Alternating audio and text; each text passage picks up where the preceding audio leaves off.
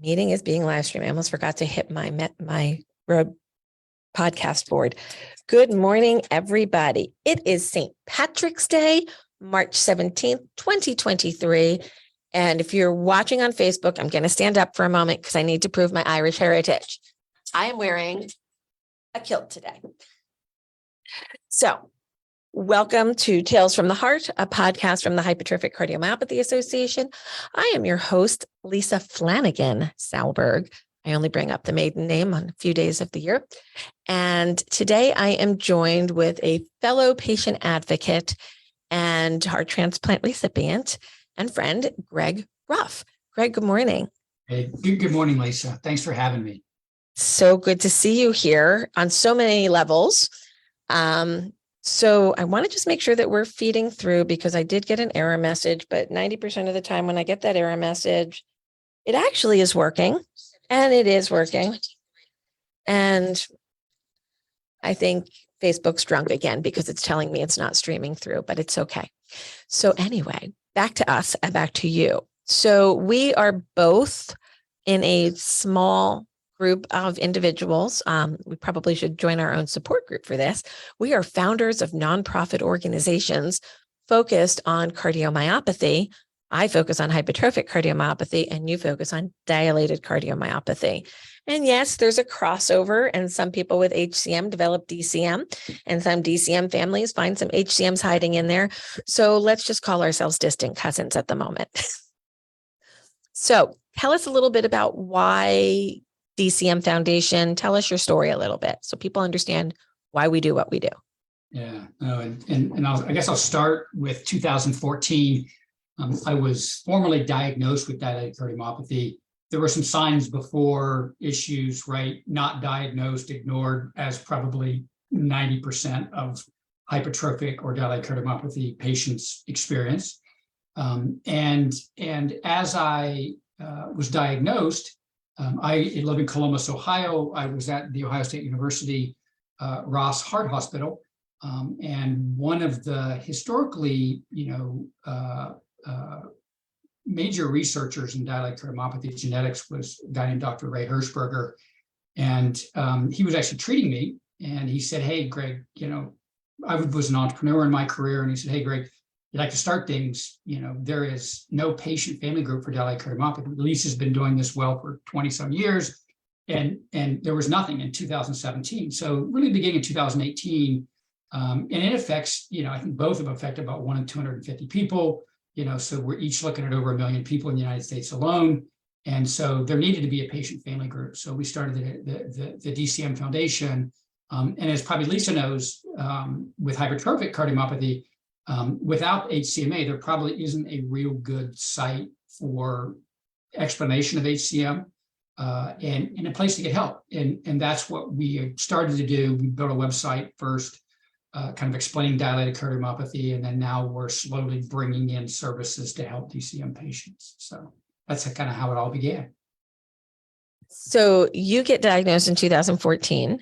I think we might have talked early on. Somebody connected us, and then I didn't hear from you for a while, or you were off building your thing, and then we ran into each other. I think it was HSFA 2019. 18, I think, yeah. 18 or 19? Probably 19. Probably 19. Philly, I believe. Philadelphia, yes. Like before the world shut down, back then, that pre-COVID time. Isn't it so weird that we timeline things with that now? So anyway, we meet, we were in a session together, and I remember I came up to you and I said, "Well, how are you doing? And what's your story?" And you're like, "I'm okay right now." And I'm looking at you going, "You look awfully pale there, buddy. Have you been listed yet?" And you're like, "No." So let's just talk a little bit about the personal, because it drives the passion. How long did you wait from diagnosis to list for transplant? And then how long has it been since your transplant? Yeah, so 7 years, diagnosis to transplant.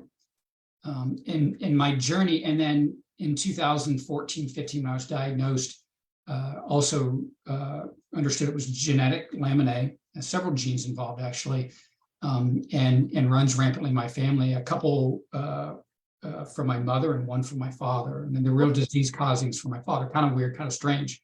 very uncommon. And so all three of my kids have one of the genes. Two of my children have the, probably the more disease causing gene. And so, once we sort of found that out, you realize we need to do something here. My personal, so I was 35% ejection fraction, diagnosed 2014, third degree heart block, left bundle branch block, because Lemonet, and we talk, SADS, you talk arrhythmogenic. So Lemonet not only has the dilated cardiomyopathy, but it also has an arrhythmogenic component. So my heart electric was kind of shut down. I had a reduced ejection fraction. I kind of hung there probably till 2017, 18. And at that point, my ejection fraction popped down to 20%. It was a pretty precipitous drop. And the electrical activity, I lost all, my device beat my heart every beat, and started developing more and more VTAC, ATAC, PVCs. And so, arrhythmogenically, it was a real issue. So the last 3 years before the transplant were pretty much, boxing off the back of your heels in the 12th round, survival type of thing. I've been there. Yeah. So listed for transplant, not really until early May 2021, and July 15, 2021, I was actually transplanted. So you went pretty quick. Once you pulled the trigger, you were there. So you're 2 years now, almost post-transplant? 20 months on this 20 2 months. days ago. So 20 months and 2 days. So Wow. Yeah, feeling great. Feeling great. Yeah, you've got color in your face and you look healthy, and we're back out there fighting the good fight. You, like I, didn't really take a lot of downtime. We were the lucky ones in transplant. We bounced pretty quickly back. And now we're here with these new hearts and a mission to find other hearts. So I'm really excited to be part of an initiative that you spearheaded. And I want to talk a little bit about the consortium. And I want you to tell me a little bit about what you were thinking and why a consortium and why partners. Yeah, that's great. Again, thanks for having me. And again, with heart transplant, want to thank my donor family. I've not been in touch with them. I've reached out a few times, but I was talking to a transplant patient yesterday, and you forget your gratitude over time. It starts waning, and that's one thing I got to keep reminding myself, is the medical team, my family, friends, and then obviously the donor and donor family. So a lot of gracious there. So when we started the foundation, started talking to a number of researchers, biopharma companies that were looking into therapies or to further research in dilated cardiomyopathy. And the two things we learned is that most biopharma companies, most researchers will look at all types of cardiomyopathy. They may be looking at a DCM gene therapy, HCM, arrhythmogenic, LVNC, restricted, whatever. So it tends to be in the medical world where they're going to look at solutions on an individual basis. They're tending to look at multiple solutions. So it's. I'm going to pause there for 1 second, because not all of our listeners are familiar with some of these other disease states. So we're going to take a moment to do a little brief education on the types of cardiomyopathies that there are. So if you're listening to Tales from the Heart, hypertrophic cardiomyopathy, thick, stiff heart muscle, can have multiple presentations, apical, mid cavity, outflow tract obstruction, no obstruction. You could be gene positive, phenotype negative, normal heart still. That's hypertrophic. Dilated cardiomyopathy can be a consequence or a burnt out form of HCM, or can be an independent disease state with either genetic or environmental causes that make the heart walls thin and lose the ejection fraction. Where in HCM, we have a super normal, stiff, thick, collapsing, powerful heartbeat.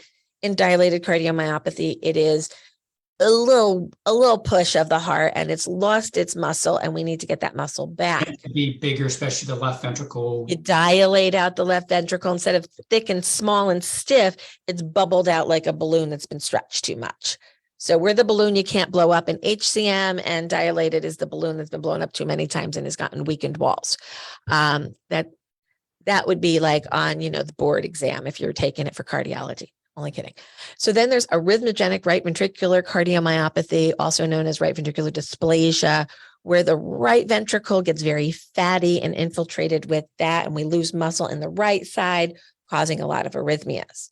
Non-compaction or LV non-compaction is a little bit more like HCM, but not quite like HCM because the walls are like spongy and they have these trabeculi in them and there's room for clot, and it can look like HCM and some of the genes cross with HCM and some of them cross with DCM. And we're still working out those non-compaction folks, and we have a lot of them within our HCM community. Then there's the arrhythmogenic diseases on their own. So the channelopathies, which some will argue are cardiomyopathies and some will say aren't cardiomyopathies. We include them. We're inclusive. We're not exclusive. So these are when the electrical system is abnormal, like long QT syndrome, Brugada syndrome, and other syndromes that impact the conduction system of the heart. How'd I do, Greg? Perfect. That's okay. great. So now we know the diseases that we're talking about that fall under the umbrella of genetic cardiomyopathies. Yeah. Continue. And we found that, especially biopharma companies, if you look at their pipelines, will include many of these. The second thing is I asked, how could we be helpful to researchers to clinical trials for biopharma companies? Everyone came back and said, there's a lot of genes involved in cardiomyopathy. I think we'd probably say, and it's changing, it's moving, it's growing, but, we use 55 to 75 genes. We, there's probably 70, 75 genes involved with all the different cardiomyopathies.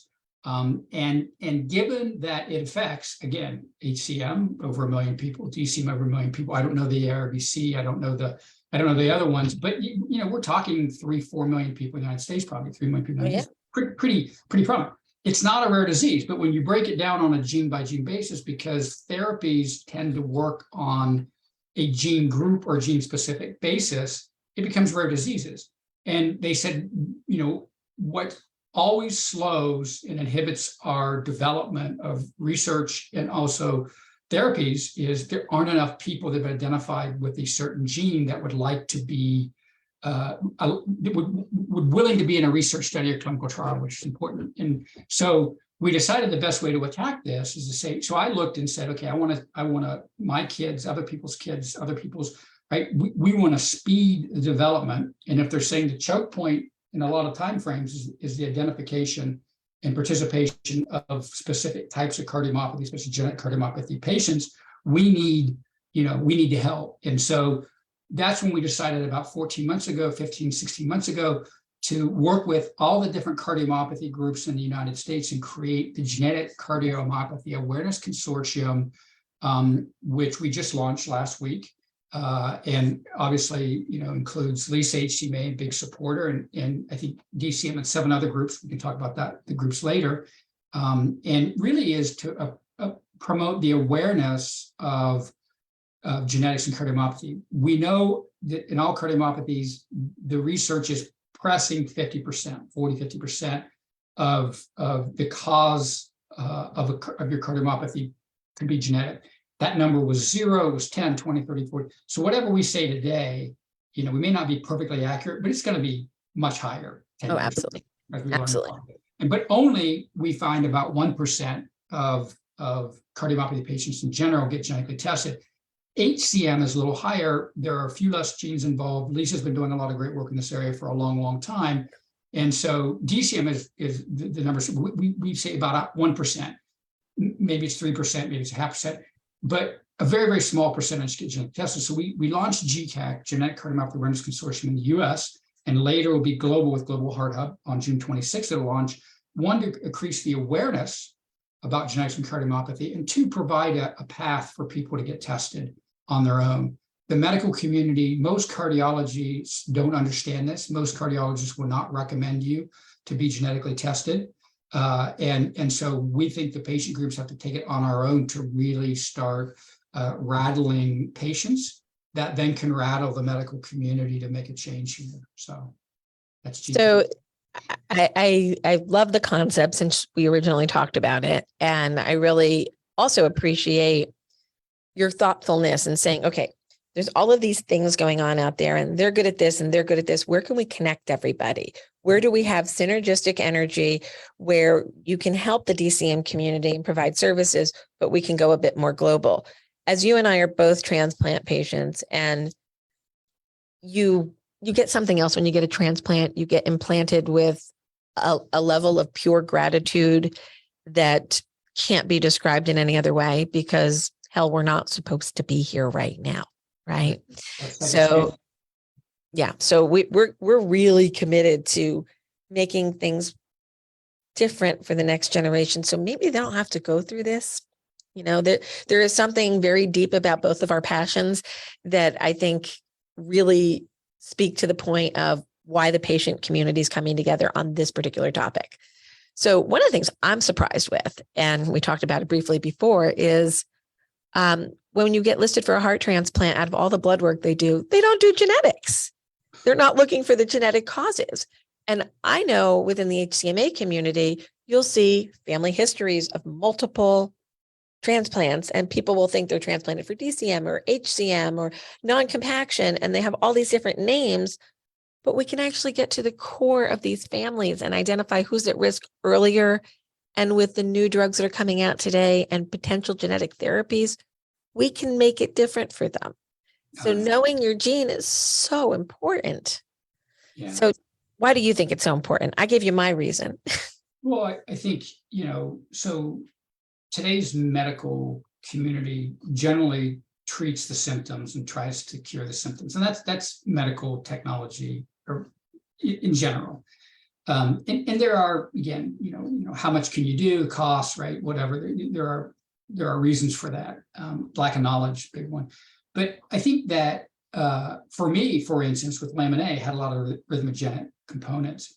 If they wouldn't have identified that a lamin A gene, they wouldn't have put an ICD in, and I would have died before I got a transplant. My heart, I would have died because I had a number of VTAC episodes, etc. So that's really, really, really, really important. And I think also something that you were kind of leaning towards a minute ago, the importance of, I think, our groups working together. And so, why did we create GCAC? And Lisa's working on some things and some other groups where we work together. One, there are crossovers with all of these, as Lisa mentioned before. And the more they learn, the more the crossover is going to be, number one. So it's, we've sort of drawn these lines, right? These different, but they're pretty squishy, ever moving lines, right? They wobble. The lines wobble. And number two, given the state of understanding cardiomyopathy, the vast majority of people don't understand it. It kills a ton of people each year, and nobody knows about when you're diagnosed with cardiomyopathy. Nobody knows. Well, what? Did you have a heart attack? Did you get a valve replaced?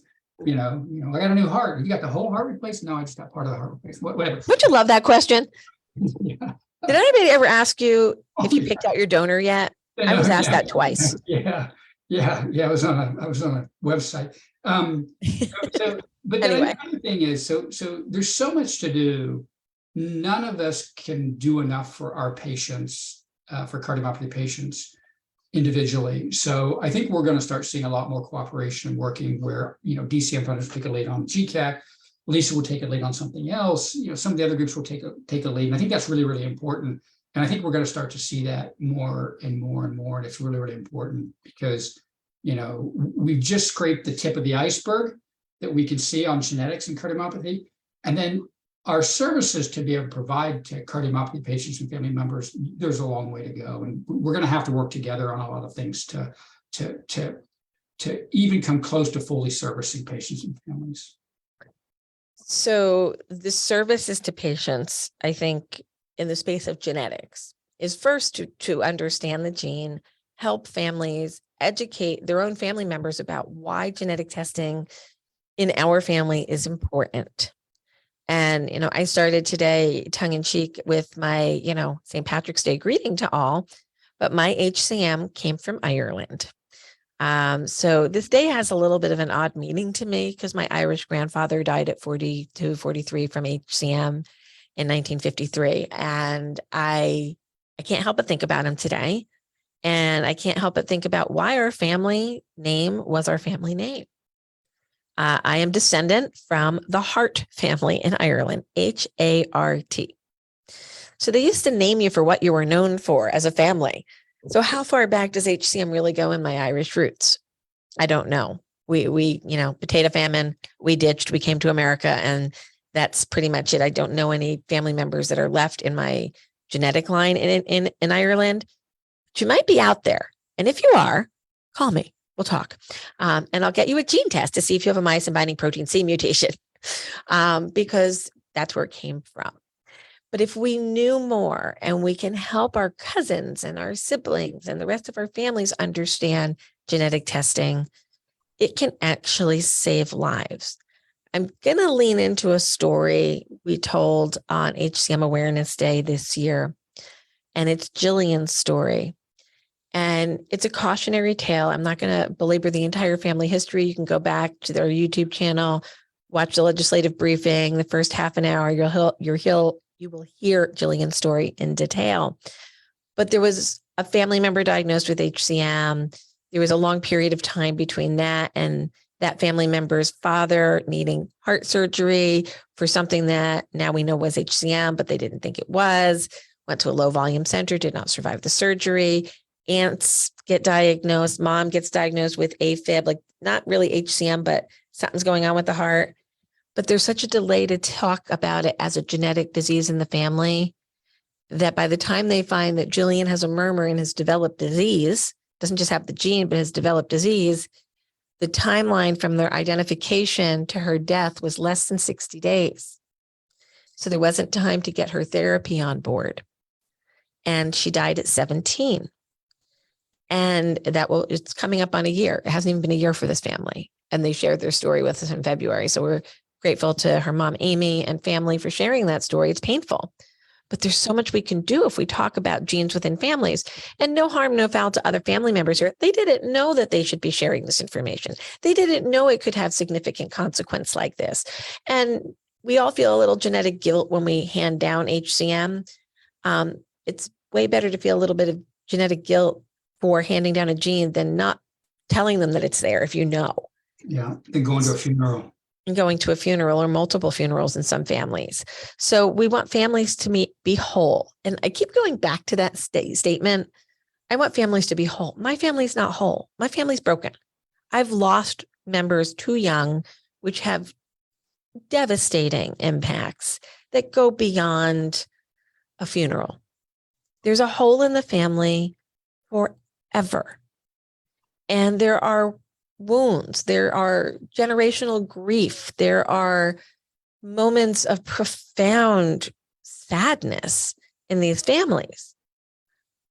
But we're at a moment where all of that baggage that we've been carrying is turning into hope that it doesn't have to continue down this path. I'm getting emotional, but we can stop things potentially. Look, going to ruin my makeup. We can stop things. And that's why the consortium is so important. It's families, it's wholeness, it's getting there in time. So why is it important to you? What's your family passion? You talked about your daughters being affected. What are your hopes for the future? Yeah, so, right now there is no 100% cure for cardiomyopathy. Any of it. Yeah. So I know people that have lived with, the disease, dilated cardiomyopathy, HCM, even with certain genetic mutations for 50 years, 40 years. And, and so there's no known path. So, having a genetic mutation or getting the disease is not a, death sentence, but there's no cure besides a transplant. Right. And that's exchanging one set of problems for another. One set of problems for another. These problems are a lot less, at least for me. Me too. And so by getting more people tested, and again, it's not that hard. It's a spit test. They can send it to your home. Insurance pays, if you've been diagnosed with cardiomyopathy, insurance, with all the information gathered, will pay for the test for diagnosed cardiomyopathy patients about 3/4 of the time. the tests are complicated, the results are complicated, it comes back, you can't interpret them yourselves. So you want to have a conversation with a genetic counselor. And there's a link on the GCAC website about getting tested. You can go, it's a group called Genome Medical. You have a conversation with a genetic counselor, you get the test, spit test at home, you get conversation with a genetic counselor on the back end. Insurance pays, it's probably about half the time. Insurance, it depends on insurance, will pay for the genetic counseling appointments. If it's all out of pocket, going through the process we've set up, it's $600. So, one of them. So let's just clarify that with the pre-test counseling, post-test counseling, and genetic test, Yeah. $600 whole. It's yes. Now, some people in our community, in the HCM community, because we hold a lot of educational seminars on HCM and we have a lot of information on the pre side of this, that some of our people do forego the pre-test counseling. I don't necessarily think that's the wisest thing, but if you're truly educated and you feel like you're ready to do this and money is the issue, that's where I would spare the money, not on the post-test counseling, because that's where the real data is. You really got to do the post-test. The process we set up was pre. The reason being is because, we didn't want to explain. I don't think we can explain the website because every case is different. Every family is different. And so the reason we got the pre-test, that's what Genome Medical set up, which is good. But should I get tested? Should I, we thought that was best because we don't think we can accurately explain to folks because every case is different. Even if you have cardiomyopathy, DCM, HCM, ODNC, VRC, right? Even within those groups, every case is different. Family history, your medical history, things like that. So so you can do. So it's still not, but the reality is it's still not. People think it was tens of thousands of dollars. It's a spit test. They'll send it to your home. If you have a cardiomyopathy, you're spending a ton of money. If you have insurance, you're probably maximizing your out-of-pocket deductible every year, right? It's an expensive disease. It's not good, but genetic testing is not difficult and it's not expensive. And so I think everyone should do it. So I've always thought it was strange from the onset of genetic testing that we talk about the price of genetic testing differently than we talk about other things we pay for in healthcare. Getting an echocardiogram, which we do a lot of, is a billable rate of about $1,500. right. But what you're negotiated out to pay based on your contracts and your insurance access, copays and deductibles is typically a lot less than that. And the same can be true for genetic testing. And I am a bit fascinated that every talk that I've probably been to on genetic testing since the early 2000s, where this is what it does and this is how much it costs. I never heard that in any other talk. We didn't talk about this is an MRI and this is how much it costs. Yeah, and the medical doctors I talked to, God, people can't pay $400 or $500. I mean, now when you go to a large heart failure institution, they'll charge like a facility fee to walk in. There's like a $200 facility fee lots of times to walk in the door. I mean, that's to walk in the door. And so it's interesting. This is really treated differently, and it's really under a microscope. And I don't understand why. Maybe because they haven't done it for 50 years and it's not that widely accepted yet. Not sure why, but it is treated much differently. And I've had 100, 200 conversations about that. And we can't charge patients. You and I get a lot of blood work because we're transplant patients. And we get blood work. It's expensive. It's a couple $100 every time I go for a blood draw and I get testing. But I've never, ever heard anybody talk about why they should or shouldn't pay for a particular blood test to see what's inside of my body. We don't talk about it there. So I think part of the awareness consortium will be to demystify the cost and the price and the access of genetic testing. It is highly effective. Now in HCM today, it's 2023. I always have to check the date when I say that. Sometimes I start with 19 because I forget what year it is. But it's 2023 now. And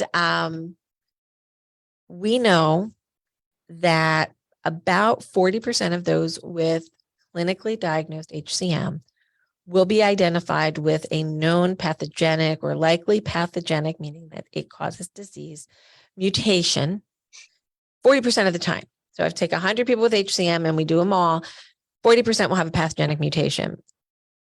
60% will have either a variant of uncertain significance, which may turn into something in the future after we learn more about it, or they have what is typically referred to as a negative test. I prefer no mutation found test because I think it's more explicit. But we keep changing, like times evolve. If you asked me a couple of years ago, or maybe even listened to an early Tales from the Heart, you would have heard me say 50-50. Well, two things have happened. HCM awareness has grown and more people are doing genetic testing, and some of them may not really know HCM that well. So maybe they're ordering the wrong panels and they're getting blanks, or it's not really HCM, it's really LVH from hypertension, or there's some other disease process going on. But when you look at the actual centers with the high referral population and the clean diagnosis, it's now like 41-2% that you're getting a hit on. And that's a pretty good number for today in genetics. We didn't figure this out that long ago. So we're still evolving and there'll be more genes. But if we don't get organized about raising awareness and getting access to testing and bring those numbers up and get the whole community out there testing, we're never going to know what the real numbers are. No, agreed. They're not perfect. The results aren't perfect, and the knowledge is changing. But if you were tested, and you just should know what's causing it, right? And it may come up as a known variant, disease-causing variant. It may be a variant of unsignificance. Like we've seen this around. It seems to be in patients that have developed this type of cardiomyopathy, or you get no gene identified, but you know there's a family history. There's something going on they just haven't identified yet. So that's why it's very important also to have a conversation with the genetic counselor on the back end, because the results are confusing. They're not perfect. They're getting better. But because you identify positive or negative doesn't mean you're going to get the disease. I have 3 gene mutations associated with dilated cardiomyopathy. My sister is 2 years older, has all 3 of the same genes.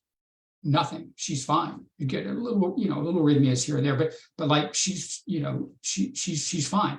So because that's important, you come up with a positive variant. It doesn't mean you're going to get the disease. It means you're more likely to get the disease. On the other hand, if you see HCM, DCM, whatever running in your family, and you get a negative or a non-variant or a non-positive, doesn't mean there isn't a genetic play. It's just things they haven't figured it out yet. They haven't discovered it yet, and they will at some point. So you probably need to treat it like genetics and get people in your family tested and things like that. So it's really, really important. And for my kids, understanding that that gene is in play, they're getting tested, they're getting ECGs, Holter monitor, they've even done a cardiac MRI through a research program for free, and an echo.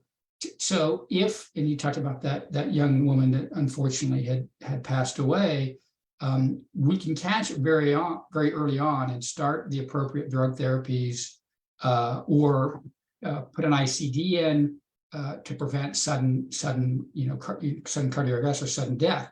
And so that's really, really important that you identify to save your own life. Lamina, if I didn't have an ICD, I would have died, right? My family, catch it early, because if you catch it early, especially even without genetic complete solutions there's drugs like Entresto that have changed. There's drugs coming out with a lot of companies now that myosin inhibitors and myosin activators. Yeah. We're on the opposite side of the same drug. That may not cure all the disease, but may take you to live a very long and healthy life with the disease. So it's important that drug therapy starts as early as possible, because the more your heart is damaged, the further along disease. I believe personally, I'm not a doctor, there's a less that they can do. Once your heart is damaged, it's pretty far down the road. 1, you could die, and 2, there's less that they can do from a therapy standpoint. So very, very important that you catch it. So I keep going back to root. Oh, you have this. So sorry. Yeah, I've got mine. Oh, there you go. You got a shamrock. I'm so happy for you. Didn't wear green today, people, but we'll let him go. He's got a little green there. So, we're both talking about why genetic testing for an individual family is important. And I know the value in my family, you know the value in your family, but why are registries important to collect multiple families and multiple experiences? Because we are all ends of one, like we're our own story. When we put us together, what happens? Yeah, so I think that again, one of the biggest problems that I think researchers and biopharma companies have is identifying patients with a certain genetic variation, certain background, certain medical history. And it has stalled, it has stopped, it has delayed a lot of research projects, a lot of clinical trials.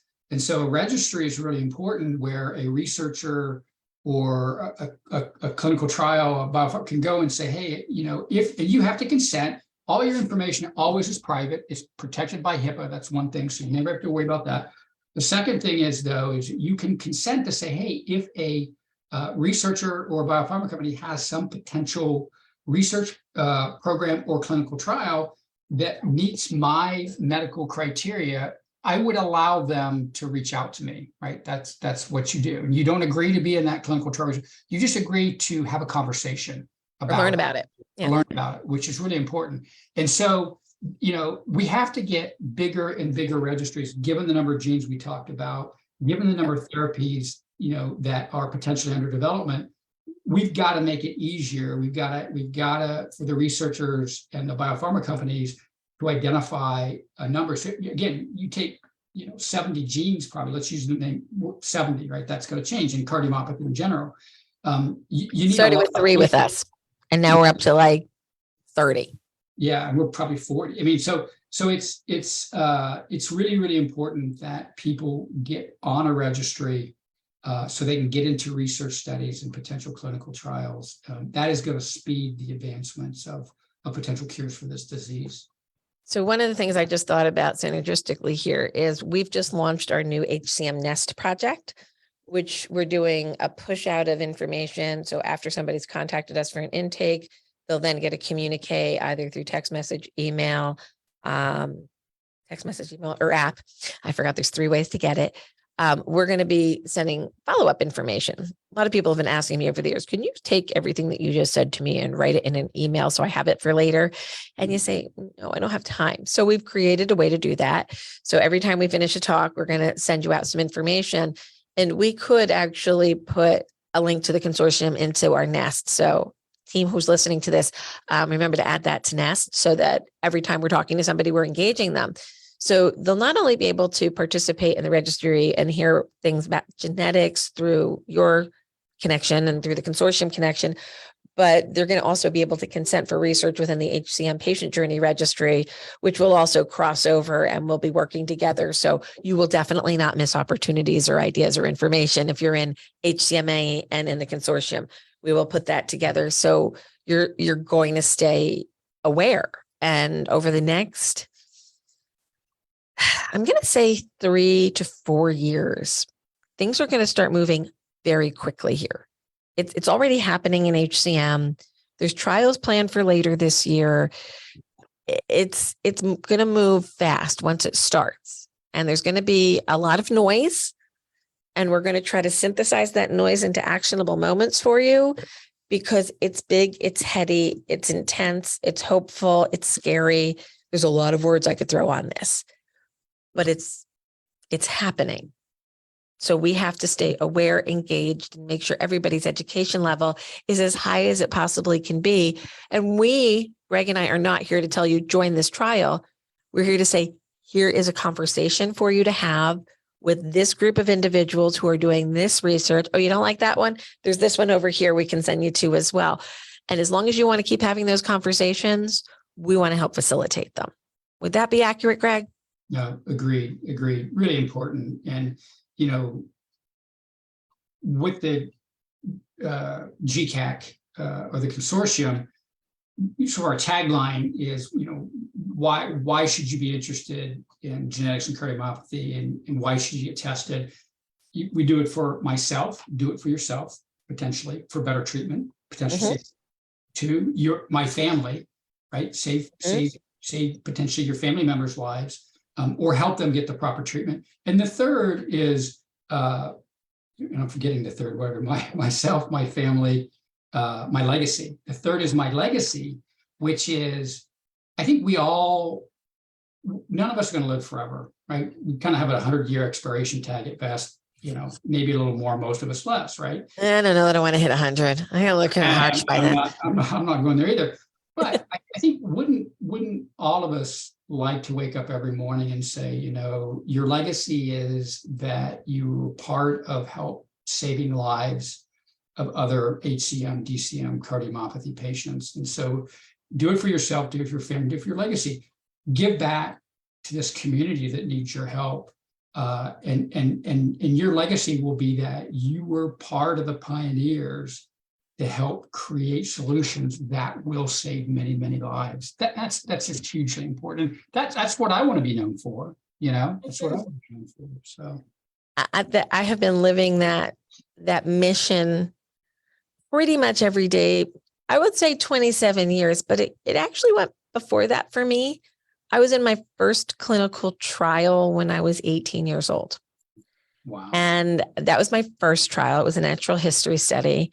And then I consented to, echo studies, and I consented to stress tests and VO2s for research. Going back to being, 18, 19, 20 years old, I wanted people to learn. I would walk into a hospital and they'd hear my murmur from across the room and they're like, can we bring in the medical students? Yes, you can. Make them listen. Let me talk to them. Let me tell them what this is really like. And every step we do where we allow somebody to learn from our lived experience, we're changing the future because we're helping the community at large understand our process. But this one feels different to me. Going into the genetic stratosphere feels very different to me. And it's different in good ways. It's scary to get there. And we're learning how to do genetic therapies through multiple different pathways right now. And we don't know the pathway that's going to be the best for everyone, but we're learning what might work for some. And as we go down that path, we're going to learn more and more and more. We want everybody to be safe. And I'm going to pivot here for a second into patient safety. My sister died because of mismanagement through a clinical trial. Okay. I'm really concerned about clinical trial safety. I've been focused on it for nearly 30 years. And we're doing everything as advocates to be at the table, to give feedback, to build the safest trials possible, and ask tough questions of the trial sponsors, and make sure that the people that we know and trust in the disease state are present and have their voices heard. We're here to be patients' voices in places that patients don't typically get to go very often. And that's going to help keep people safer. And the partnership that we've been establishing with many of our partners, both on the pharma side and on the genetic therapy side, they want to know exactly what patients want and feel and need directly from patients without a filter always of the clinician. So they want that direct, and they want that clinician, and then they want that researcher. And that's where you're going to get the best answers. And that's where we are today. We're on the precipice of big answers. And that's exciting. Would you say safety is better today than it was with your sister? I mean, would you say that strides have been made, that the clinical trials in general, once they get to human participants, is safer? Yes. And I'm going to tell you why. And I don't talk about this often, Greg, because things are hard to talk about. So 1995 is when my sister and I were in a research project at a very prominent institution in the world. It was actually at the NIH. And there was a not great researcher, I'm just going to call him. And he kind of was fast and loose with the rules. Documented. I got all the documents here to prove what I'm saying. It's been reported in the Wall Street Journal, the New York Times, NBC Nightly News, CBS News. It was everywhere in 95, 96 when it broke. They made mistakes and they admitted it. In 1996, there was a great deal of change in human subject research. And a lot of it came because what happened to my sister opened up eyes. And internally, they went, wow, we don't have enough protection here. And the policies were changed. If you go back in patient safety and clinical trials and look at when regulations changed, a lot of stuff changed in 1996. What you don't see on it is my sister's fingerprints, but they're there. And she helped create a safer world for everybody, not just cardiology patients. All patients in clinical trials were positively impacted and kept safer because she wasn't safe. And it's a quiet legacy. But maybe I should talk about it more, because it's terrible Yeah. that happened, but the fact that it spurred advancement, better safety, better terrible sacrifice, but a lasting sacrifice that'll help thousands, if not millions of people. So my sister's death, I truly believed, have saved more lives than I can ever count, because it made me stop my career in human resources and redirect and build an organization and find all these people and build these networks and do these things and join a consortium with you. So it's all goes back to Lori, who's like over there in the picture. I'll move my, good. there she is. She's behind me now. So it's all because of Lori. So that's Lori's legacy. She's given this to us, and we go forward and we try to do better work. And it's kind of dark, but it's beautiful. And it's why we do what we do. We don't want families to be broken. We want families to be whole. Absolutely. Well said. Yeah. So what else can we talk about today? We've got a few more minutes. So we're both active members of the Cardiomyopathy Council of the Global Heart Hub. Shout out to our partners at Global Heart Hub. Looking forward to doing some really meaningful work. We kind of started about 1.5 years, 2 years ago on this endeavor. We did an awareness project with them last year. We've got some more work coming. So you want to talk a little bit about what you see Global Heart Hub doing? Yeah, again, I think, and it goes along the lines that we need to work together, right? And GCAC is a US-based organization. What we've done is said, hey, globally, we don't have the resources, we don't have the capabilities. We're going to put the campaign, Global Heart Hub is going to put the campaign in 8 languages, 21 countries, I think over 50 patient groups. And so we don't have it. So it dovetails very nicely into it. And I do think, and I know HCMA's got some international offices or countries they work with. I don't think we'll do it because of lack of resources, and we shouldn't have been around as long. But I think it's nice. I think, again, in general, however groups can work together. And I think what's interesting about Global Heart Hub is the groups are from size, sophistication, budget, right? They're all over the gamut. And so it's kind of nice too, I think, to learn what's happening internationally, what's happening in the Netherlands, right? A big Lamine outpost. And Stefan Besant has created the LamineCardiac.org. What's happening in Australia, right? What's happening in Germany? That's good to know, right? To get a global perspective. Then I think the other thing is especially the smaller organizations, by working with larger organizations that have been around longer, learning and growing, I think it speeds their development. So I think both of those components to internationalization, understanding what's going on in different places around the world. I know that we are brash Americans and we think the center universe is us, right or wrong. But certainly, there's a lot of interesting things going on around the globe, and there's a lot of things that we can learn. And then again, the fact that maybe we could spur quicker and better development with these more recent or young or smaller organizations and learn from us. And at least a lot of material you create, other people are using, which is really, really great. So I think that's great. And I think it's great to have a global footprint. Would love to see, the drug companies that do the clinical trials and the drug development are doing it on a global basis. It would be great to be able to have a global cardiomyopathy registry at some point. It would be great to tear down a lot of these, country by country lines and and rules and bureaucracy that exist, because it's keeping from development. Now, there's some safety issues. There are legitimate reasons for it, but it would be great to look at these diseases and look at the solutions on a global basis. And I think global heart is a step in that direction. So I think so too. And I'm going to go down another path I wasn't planning on, but my brain is there today.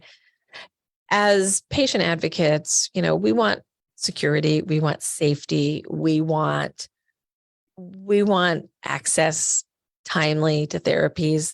There's a lot on our want list. And there's also a lot on the people trying to keep us safe from ourselves list that are a little bit confusing sometimes. And if they're really meant to do that, then great. And if there's resources there to ensure that the system works, great. But when there's not, I think we need to, as advocates, as not just cardiac advocates, not just myopathy, not just us. I think we need to call out and ask for change. I don't think HIPAA works. And that might be a shocking statement for some people, but I've watched it fail multiple times, and the regulatory process for correction is broken. It doesn't work. yeah. So people can do bad things and get away with it, and you think you're safe because they say the word HIPAA. There's really no guts behind it. And when there's a violation, go look at the statistics. Like 2 or 3% are actually acted upon over, 15, 20 years. Yeah, and it creates a lot of barriers, and it created, the old partner from one of my businesses that I was in, and she used to always say, it's the juice worth the squeeze. And that's a situation where it's a good idea, but in reality, does it create more impediments to success than it does, and I don't know enough. I'm new to this, but yeah, that's an issue. And I also think issue too, Lisa, and we talked about this earlier, the science and the technology, and this always happens, is outpacing our ability to govern it or to put rules in, right? Because it's changing the way clinical trials are done, changing the way drugs get approved, right? We saw what happened with COVID, what used to take 20 years to, 16 months or whatever, whether you're a fan or not, but they were able to get too quickly. Why can't we do that more with other drugs and keeping them safe? And it's just all about that. I think anytime you have extreme advancement in technology and science, it's really, really hard for regulatory groups to keep up, because it's always a lagging factor. Funding is always an issue. And again, the vast majority of human beings just don't like to change their habits and the way they do things. That's human. We do it because we do it. And that's how we do it. Got up and did it that way yesterday, and we're going to do that way today, and we want to do that, and we're going to fight doing it a different way. So I don't really blame the government. I don't really blame anybody. I think that it's going to be indicative of any situation, but clearly things are moving so quickly. Can the regulators keep up with proper regulations while also not impeding the progress? And it is a tricky balance. It's a tricky balance, right? It's a tricky balance. And I certainly don't have the answers. So, I don't have the answers, but I can certainly point to where there are cracks in the facade, and we need to get some plaster on those cracks, or we need to just, take down the whole wall and rebuild it. Yeah. It's really hard to take down a wall and rebuild it. It's probably easier to find corrections or align resources where it can do the most good. But I think as a patient who has benefited with her life because of clinical trials and research, and as one who has as well, I think we see the value in speed of development. I get a kick out of the fact that, and I'm going to out myself on age on this one, I was created in time for the first heart transplant to have ever taken place in the world successfully. Because the first one was actually done in Mississippi. Most people don't know that. And the person died. And then Christian Bernard did it in South Africa, and then Chumley in Stanford. So the first one was done in December of 1967. I was not quite born yet, but I believe that I was created around that time. And I was born in August of 68. And by that time, the first transplants had been done and the technology was moving forward. Meanwhile, I'm just this little kid living in Rockaway, New Jersey, living my life, doing my thing, get diagnosed with HCM, live my life. And by the time I needed a transplant, technology had caught up. It took it 47 years to get there, to be as good as it was for me to go in one day and come out 12 days later and get back to my life. That's amazing. That is amazing that it happened in my lifetime for my life. And it's speeding, that, that it's, the curve is speeding, and We're going faster and faster and we're getting better and better, but we can't make people unsafe, and we can't hinder development. Agreed. It's tough. And I do think patients have a role. With patients that are listening, I think, look what happened with AIDS. And when people started jumping up and down and saying, we need help, we want help. So again, I think, getting involved with HCMA, getting involved with our group, getting involved. We don't do a lot of government advocacy. We want to help. We'll drag you along when you need to. We'll bring you along. Yeah. But I think getting involved and making patients' voices known in the medical community, with the government, with biopharma companies, I think that's really, really important. Having a strong and a growing stronger patient voice, I think, is really, really important. So don't sit in a corner. I mean, if you think, get involved and make your voice known. That's really, really important. I'm going to close on a thought. We haven't discussed this, but I can imagine where you'll go with this thought. I think cardiology as a class of conditions has long been held as the personal failings of the individual with heart disease. We did something wrong. We ate fast food. We didn't exercise. We're to blame. And whether or not that is truly what is felt by average society, it has been implied to me my entire life. If I exercised more, I'd have a better heart. If I ate different, I'd have a better heart. No. I stood up to make a comment in September 2016 at a meeting that was convened at a place called the White House. We were called there to talk about cardiovascular health in America. And I stood up to make a comment that it's not what's in your genes. And I put my hand on my hip. It's what's in your genes. And I said, we need to all start talking about genetic heart disease, and we need to stop making the victim, blaming the victim for the disease. We didn't choose our genetics. We didn't choose our DNA. And we need people to see us as a disease state that is worthy of their philanthropy dollars, of their attention, of their willingness to want to solve the problem. Yeah. Because we are the silent disease until we're not. Cancer. Yeah. I often refer to, this is what you do for cancer. When you're diagnosed with cancer, there's resources there to take care of the emotional needs, your food needs, your transportation needs. They have all kinds of great services. No dissing the cancer community. You guys have done an awesome job, and we are completely jealous of everything that you've built out of the passion you had for solving that problem. So bravo to you, but we want it for cardiac disease too, because all we tend to get is pat on the shoulder and see in 3 months. Yeah. And there are no other services. We don't get harpists and dogs and all that kind of fun stuff, but our mental health is pretty frail too. And we don't have a beginning, middle, and an end that is in a finite line. It lasts for life. Agreed. That needs to change, and I think it is slowly but surely. And I think it is. I think because they came out with so many drugs that could just treat high blood pressure, cholesterol, different things like that. They could replace a valve, and help a lot of people.